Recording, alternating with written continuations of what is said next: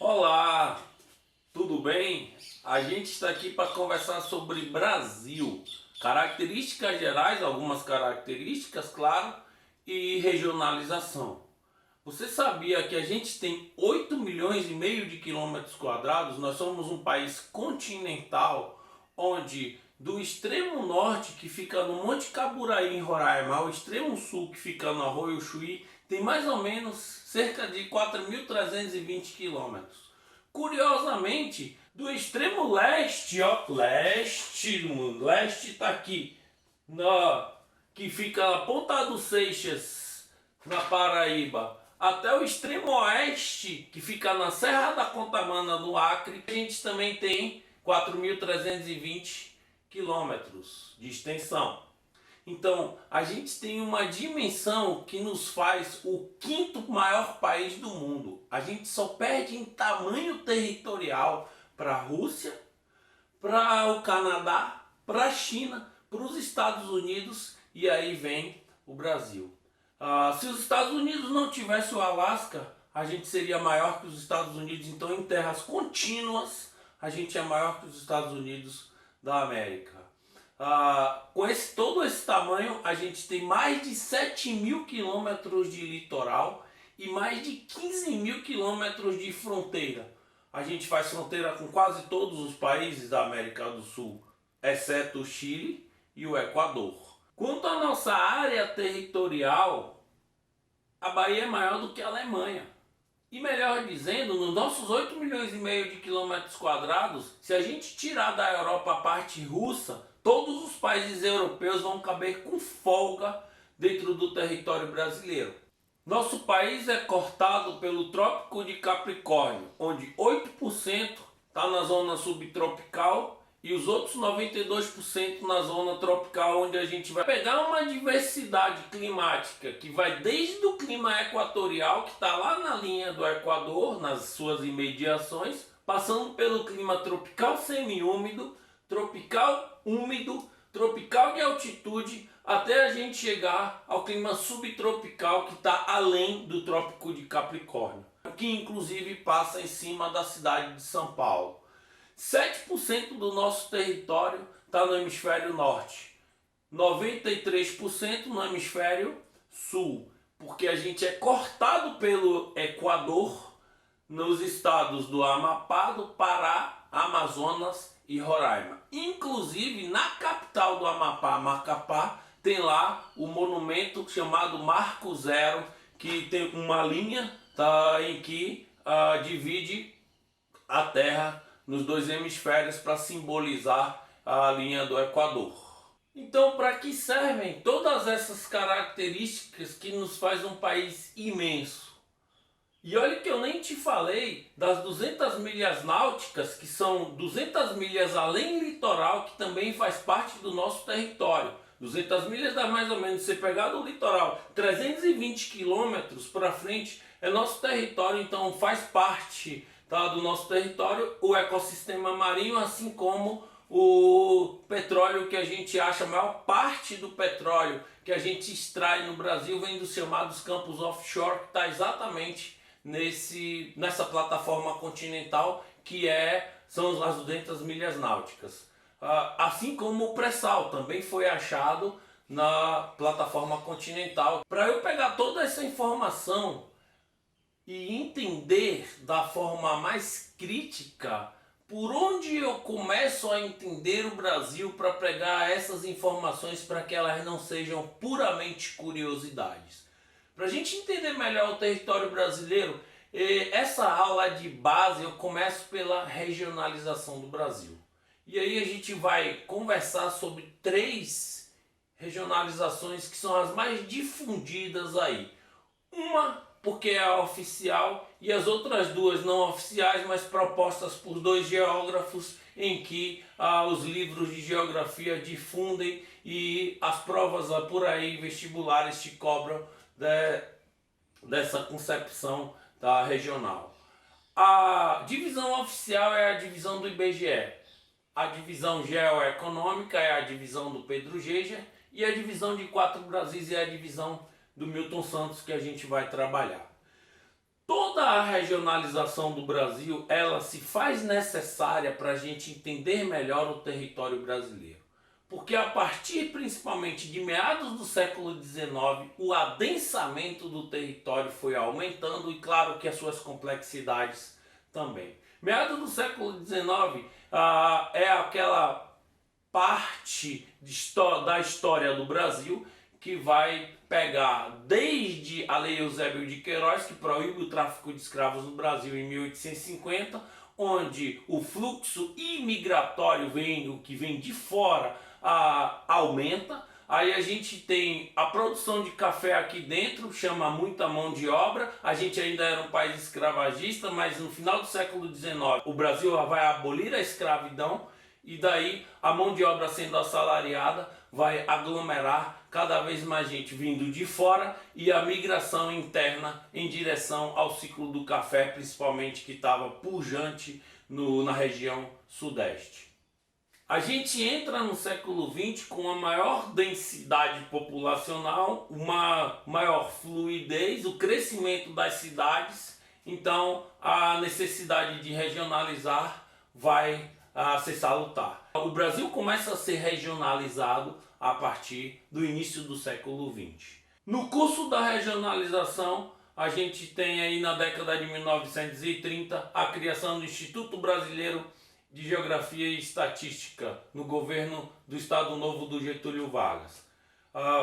O IBGE é o órgão responsável pela regionalização oficial do Brasil e é uma das regionalizações que a gente vai trabalhar nessa aula. O IBGE vem sistematizando essas regionalizações desde quando foi criado, na década de 30, mas a regionalização que nos interessa é a que é difundida até hoje, que foi a última regionalização que o IBGE teceu, que foi em 1969. Ela passou a figurar na mídia em geral e nos livros de geografia na década de 1970 e é uma regionalização que divide o país em 5 macro-regiões: Norte, Nordeste, Sudeste, Sul, Centro-Oeste. O IBGE pegou o critério da divisão política dos estados e fez a sua regionalização nessas 5 macro-regiões. Claro que a regionalização do IBGE, como ela é bastante difundida e é tida como oficial, ela não atende a uma série de critérios, como por exemplo o critério de crescimento econômico que teceu o país a partir da desconcentração industrial que vem na década de 1970. É por isso que o Pedro Geiger, que vai propor as regiões geoeconômicas, em 1967, ele já percebendo exatamente que o estudo a regionalização do IBGE, ou a regionalização que o IBGE vinha fazendo, não atendia a esses estudos econômicos, o Pedro Geiger propõe as suas regiões geoeconômicas e divide o Brasil em 3 macro-regiões: Amazônia, Nordeste e Centro-Sul. Cada região dessa tem uma característica e as características estão atreladas. No caso do Nordeste é um critério histórico-econômico, no caso da Amazônia é um critério de fronteira do capital, muito que se ocupar e que se fazer numa região onde os vazios demográficos são os maiores, e o Centro-Sul, como o nome já está dizendo, vem a partir da concepção de centralidade, de área core do país, centralidade política e centralidade econômica. O Nordeste, ele divide a partir de um critério histórico-econômico porque foi a primeira área de ocupação, assim como foram os primeiros ciclos acontecidos aqui, desde as capitanias hereditárias, porque os engenhos de açúcar vieram junto com as capitanias hereditárias. Foi o primeiro grande ciclo que o Brasil teve no século XVI e primeira metade do século XVII, que foi o ciclo do açúcar, até o açúcar produzido nas Antilhas Holandesas, na América Central, fazer concorrência ao nosso açúcar e o nosso açúcar baixar de preço e não voltar ao mesmo glamour que se tinha no século XVI. E daí a região Nordeste passa a ser tratada como região de perdas. Como perde o seu grande ciclo, os ciclos do Brasil têm uma peculiaridade, quando um ciclo está entrando em derrocada, outro ciclo já está entrando em ascensão. Então, segunda metade, para o final do século XVII, século XVIII e século XIX, os ciclos já são outros. E a região também de ciclo já é outra. Vai sendo puxado em direção ao sudeste esses ciclos econômicos. Então, o nordeste perde a população com a migração em cima desses ciclos econômicos, o que já tinha perdido a hegemonia econômica. E em 1763 vai perder a capital para o Rio de Janeiro, que era Salvador. Então perde politicamente também. Então é uma região de perdas em que vai enviando migrantes para todo lado no país. O critério da Amazônia é chamada fronteira do capital. Como é onde a gente tem os maiores vazios demográficos, que é na Amazônia, o que o GG dizia, ainda há muito que se explorar nessa área de grandes recursos naturais e minerais. Claro que na década de 60 não havia uma preocupação como há hoje com o meio ambiente. Hoje a gente chama de nova fronteira agrícola, mas com a preocupação da sustentabilidade ambiental. Todo o discurso, todo o debate está atrelado também à sustentabilidade ambiental.